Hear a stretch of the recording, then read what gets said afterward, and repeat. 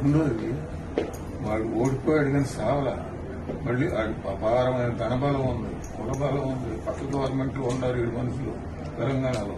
Please mind లెక్కోటి కొట్టాలా మళ్ళీ మొత్తం ఓడిపోయి కానీ చావలేదు. మంచిదే లేదు, చాలా మంచిది. కొన్ని వేల కోట్లు డబ్బుకు అమ్ముడు పోనాడు లేడు వాడి దేశంలో. ఆ డబ్బు పవర్ స్టిల్ ఈ ధైర్యం నచ్చింది, చాలా మంచిది. ఓడిపోయాడు కానీ చావలేదు. ఇంతే పావుని చచ్చిపోయి కొట్టరా, దానికి పావుని వదలరా, చచ్చిపోయి కొట్టరా అంటారు. దానికి నేను ఎందుకు చెప్పానంటే మీరు కరెక్ట్ గా రిసీవ్ చేసుకుంటారు, మిగతా వాళ్ళు చేసుకుంటారు.